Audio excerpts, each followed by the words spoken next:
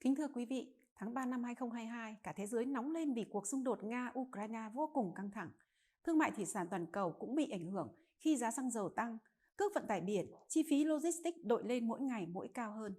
Tuy nhiên, xuất khẩu thủy sản của Việt Nam trong tháng qua vẫn ghi nhận trên 1 tỷ đô la, mức cao kỷ lục cho riêng tháng cuối quý 1 của mọi năm. Vượt qua thách thức, các doanh nghiệp thủy sản Việt Nam tận dụng cơ hội nhu cầu nhập khẩu của các thị trường đang tăng cao.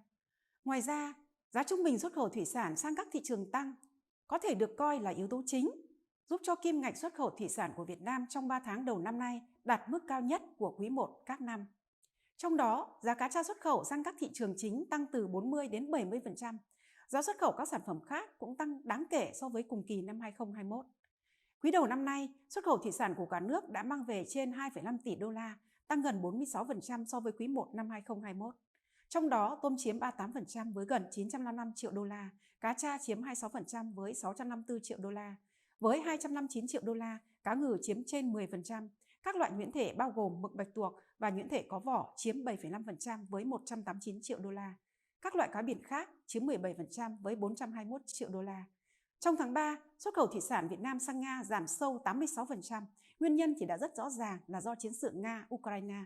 Bù lại, xuất khẩu sang các thị trường khác đều tăng trưởng đột phá từ 30 đến 88%. Nhờ đó, xuất khẩu thủy sản sang các thị trường chính trong quý 1 đều ghi nhận tăng trưởng cao vọt. Dù bị ảnh hưởng bởi chính sách chống dịch hà khắc Zero Covid của Trung Quốc, xuất khẩu thủy sản của Việt Nam sang thị trường này vẫn hồi phục mạnh nhất trong tháng 3 và 3 tháng đầu năm nay, với mức tăng trưởng gần 90% so với cùng kỳ năm 2021. Tuy nhiên, việc 45 thành phố tại Trung Quốc phong tỏa một phần hoặc toàn phần, đặc biệt là tình trạng phong tỏa vô thời hạn của Thượng Hải đang và sẽ gây quan ngại cho các nhà xuất khẩu sang thị trường lớn mà nhiều rủi ro này.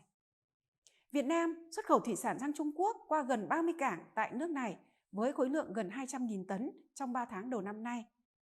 Riêng số hàng thủy sản xuất khẩu qua cảng Thượng Hải chiếm trên 13.000 tấn, tuy nhiên chỉ tập trung trong 2 tháng đầu năm. Riêng trong tháng 3, do bị phong tỏa nên không có lô hàng thủy sản nào của Việt Nam được thông quan tại cảng Thượng Hải. Cá tra chiếm trên 50% kim ngạch xuất khẩu thủy sản sang Trung Quốc, Hồng Kông và tăng gấp hơn 2,5 lần so với quý 1 năm ngoái.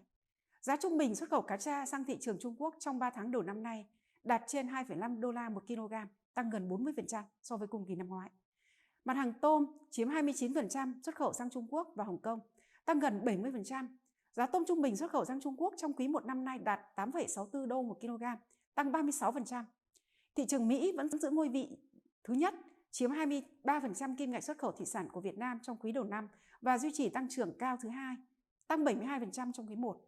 Xuất khẩu tất cả các sản phẩm chủ lực sang Mỹ trong quý 1 đều tăng từ 45 đến 125% so với cùng kỳ năm ngoái. Xuất khẩu cá tra vẫn tăng mạnh nhất với 124%. Giá trung bình xuất khẩu cá tra sang Mỹ trong 3 tháng đầu năm nay tăng mạnh gần 70% so với cùng kỳ năm ngoái, đạt 4,62 đô một kg.